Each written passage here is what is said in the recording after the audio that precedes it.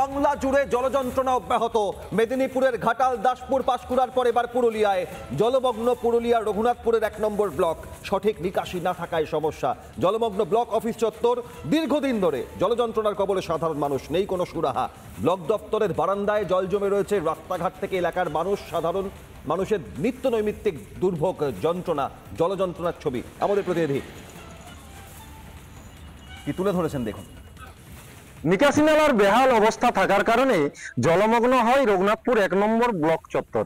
একেবারে ঢোকার মুখে ক্যামেরা পার্সনকে দেখাতে বলবো, এই রয়েছে রঘুনাথপুর 1 নম্বর ব্লক এবং সেই তার সদর যে দরজা রয়েছে বা সদর ফাটকেই কিন্তু জল জমে রয়েছে।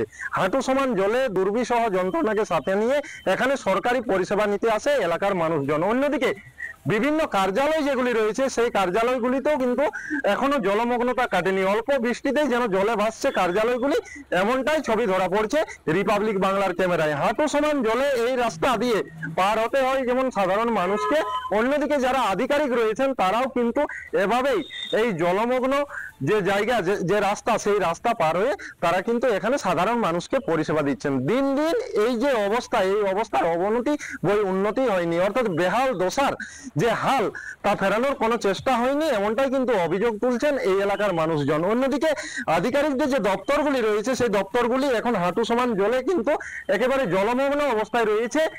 আর দুর্বিষহ যন্ত্রণা, দুর্ভোগকে সাথে নিয়ে এই এলাকার মানুষজন কিন্তু এখানে সরকারি পরিষেবা নিতে আসছেন।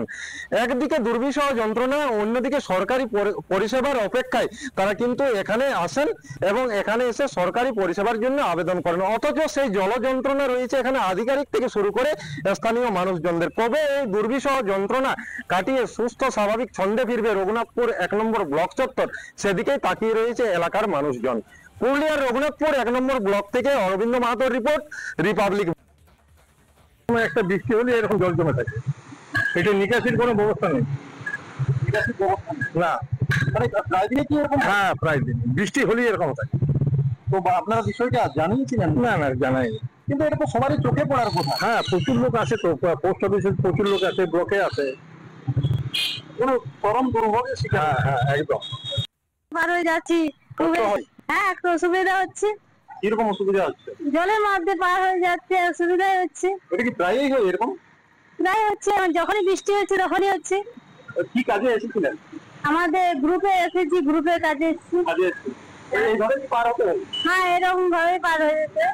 সাহেব হয়তো ভেতরে আছেন, উনি চোখে দেখতে পাচ্ছেন কিনা যায় না, কিন্তু তৃণমূল কংগ্রেস শাসিত এই যে রঘুনাথপুর মিউনিসিপ্যালিটি একটা আপাত মস্তক দুর্নীতিবাজ মিউনিসিপ্যালিটি, পশ্চিমবঙ্গবাসী, এই রঘুনাথপুরবাসী আজকে দীর্ঘদিন ধরে আজ অবহেলার শিকার।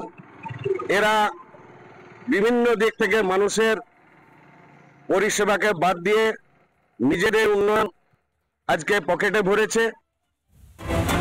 নানা ধরনের কন্টেন্ট দেখার জন্য লাইক করুন, শেয়ার করুন আমাদের ফেসবুক পেজ, সাবস্ক্রাইব করুন আমাদের ইউটিউব চ্যানেল। পাশাপাশি অন্যান্য ব্রেকিং নিউজের জন্য অবশ্যই চোখ রাখুন রিপাবলিক বাংলায়।